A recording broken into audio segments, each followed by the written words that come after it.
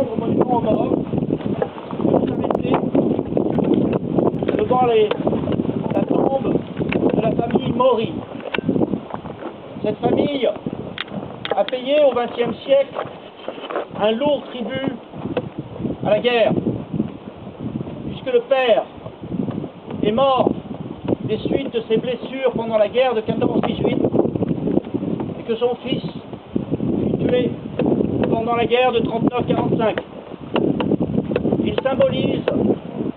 Cette famille symbolise les souffrances qui ont été celles de nos anciens. Je vous demande d'observer une minute de silence.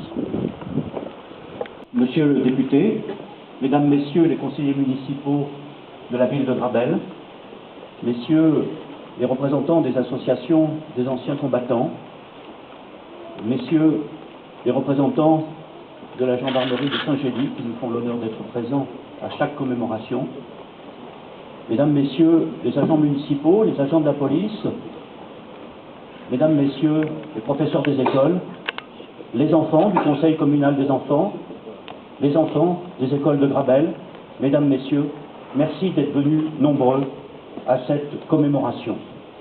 Commémoration du 96e anniversaire de l'armistice du 11 novembre 1918, première année du centenaire, et je vous rappelle que ce monument aux morts existe depuis le 11 novembre 1922, qui a été la première année où a été mise en place cette commémoration.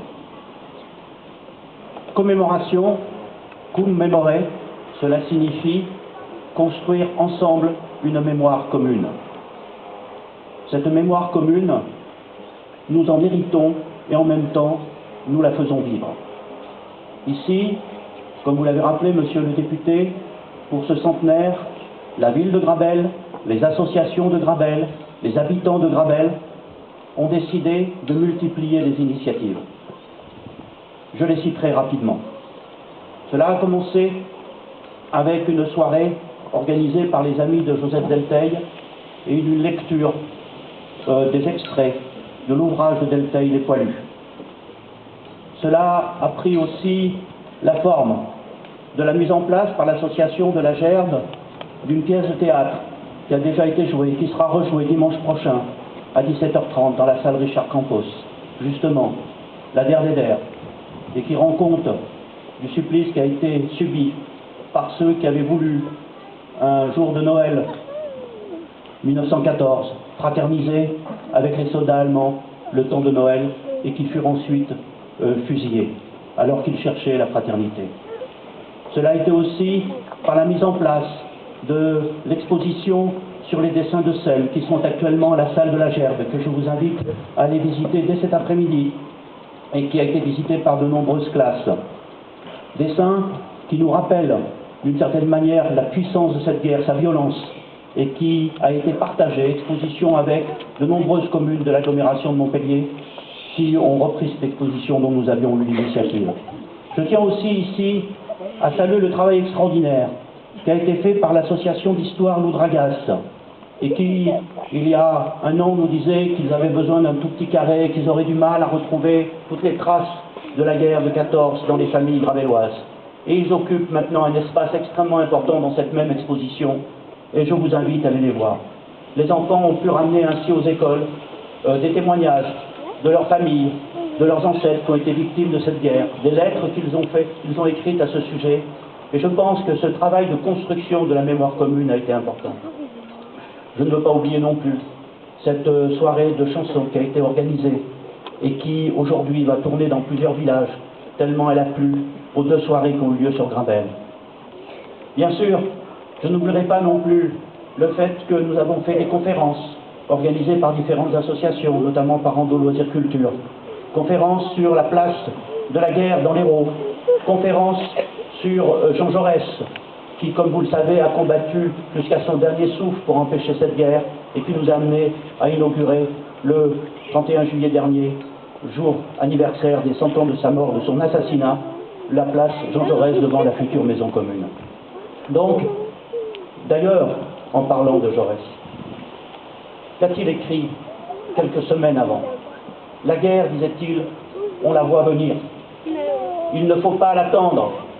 Il ne faut pas se préparer à la subir. Il faut la combattre tous les jours pour qu'elle ne vienne pas. Son combat avait échoué à l'époque. Et donc, l'une des questions qui se pose à nous tous, aujourd'hui, dans ce siècle, où on voit revenir la guerre sur tous les continents, y compris sur le continent européen, c'est comment la combattre. Puisque Jaurès nous disait que le premier devoir d'un citoyen, c'est de pouvoir créer les conditions qui éviteront la guerre. Nous sommes tous amenés, au cours de cette commémoration, à réfléchir les uns et les autres, de manière humble, parce qu'il n'y a personne qui doit donner une leçon à un autre. Il y a une réflexion collective à avoir entre nous. Comment pouvons-nous éviter la guerre? Ne pas l'attendre, ne pas la subir. Car la guerre a des racines. Elle a des racines dans nos sociétés, des racines économiques, des racines sociales, des racines culturelles, des racines psychologiques. Oh, on ne va pas ici pour détailler tout ça. Nous ne sommes pas dans un lieu de conférence, mais nous le savons bien. Cette racine, c'est la compétition de tous contre tous. C'est la guerre de tous contre tous, qui au début se fait à pleurer moucheté et qui se finit dans le sang. Il nous faut donc éradiquer de nos sociétés cette haine de l'autre qui est à la racine de la guerre. Éradiquer cette haine de l'autre parce qu'il a une peau différente de la nôtre, parce qu'il a une religion différente de la nôtre, parce qu'il a des idées différentes des nôtres, ou tout simplement par notre voisin, parce qu'il a une chose qu'on n'a pas, ou parce qu'il est une chose qu'on n'est pas.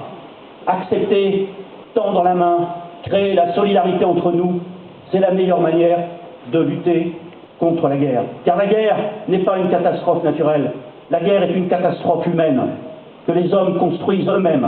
Il faut donc que ce soit les hommes qui l'arrêtent. Nous qui ces derniers temps avons dû ensemble faire face à une catastrophe naturelle, nous avons compris l'importance qu'avait la fraternité et la solidarité entre nous.